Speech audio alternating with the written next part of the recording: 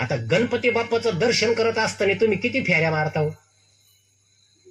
आता इथं फेरी मारायला नाही, पण इतर ठिकाणी आपण गेल्यानंतर किती फेऱ्या मारल्या पाहिजे? 1 2 बोला ना. 3 का 5? 5 5. बर, आमच्या बाबांनी सांगितलं 5. पण तुम्हाला सांगू, गणपती बाप्पाला कधीही इथून पुढे फेरी मारायची नाही. आता का त्याचं कारण सांगतो. कारण गणपती बाप्पाच्या पाठीचं कधीही दर्शन घ्यायचं नाही, कधीही नाही.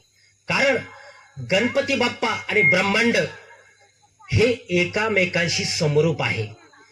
गणपती बाप्पा आणि ब्रह्मांडातून जे अवयव आपल्याला निर्माण झाले, ज्या शक्ती निर्माण झाल्या, त्या सर्व शक्ती गणपती बाप्पावर विराजमान आहे. सर्व शक्ती गणपती बाप्पावर विराजमान आहे. म्हणून गणपती बाप्पाच्या पाठीचं कधी दर्शन घ्यायचं नाही, कधीच नाही. फेरी सुद्धा गणपती बाप्पाला मारायचं नाही. का? आता तुम्हाला सांगतो बघा. गणपती बाप्पाच्या सोंड्यावर धर्म विराजमान आहे.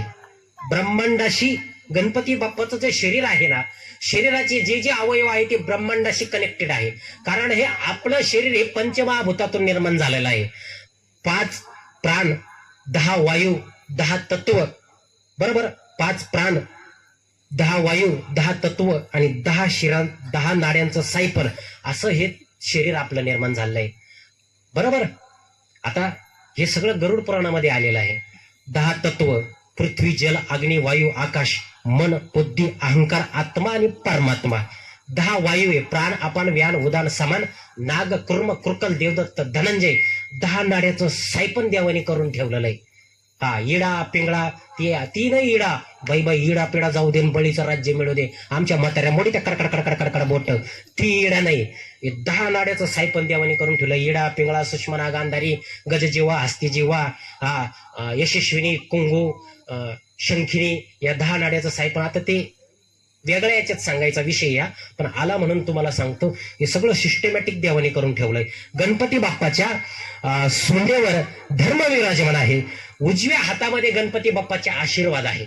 उजव्या हाताने गणपती बाप्पा आशीर्वाद देतो आणि गणपती बाप्पाच्या डाव्या हातात अन्न आहे.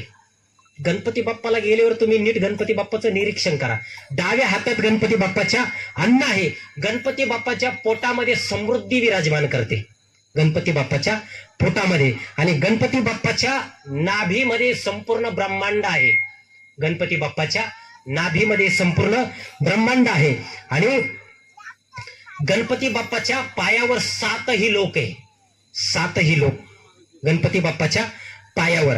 आणि गणपती बाप्पाच्या कपाळावर ब्रह्मलोक आहे, गणपती बाप्पाच्या कपाळावर.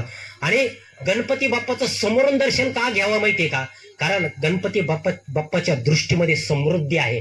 म्हणून तुम्ही जर गणपती बाप्पाचं समोरून दर्शन घेतलं तर तुम्ही आपण इडा पिडा जाऊ दे, बळीचं राज्य मिळू दे, समृद्धी तुम्हाला मिळते.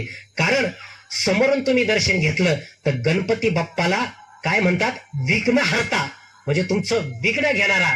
आणि आरतीत आपण म्हणतो पाय, सुख करता दुःख हरता. सुख करता म्हणजे सुख देणारा आणि दुःख हरता म्हणजे दुःख हरणारा. आणि गणपती बाप्पाच्या पाठीवर काय आहे माहितीये का? गणपती बाप्पाच्या पाठीवर दरिद्रता विराजमान आहे. म्हणून गणपती बाप्पाच्या पाठीचं दर्शन घेऊ नये. पाठीचं दर्शन घेतली तर तुम्हाला दरिद्रता आलीच म्हणून समजा. म्हणून गणपती बाप्पाच्या कधीही इथून पुढे पाठीचं दर्शन आणि विष्णू भगवंताचं सुद्धा पाठीचं दर्शन कधीही घ्यायचं नाही. आता भरपूर देवतांचं आहे, पण इथं मंदिर आता गणपती बाप्पाचं आहे. म्हणून मी तुम्हाला गणपती बाप्पाचं सांगतो.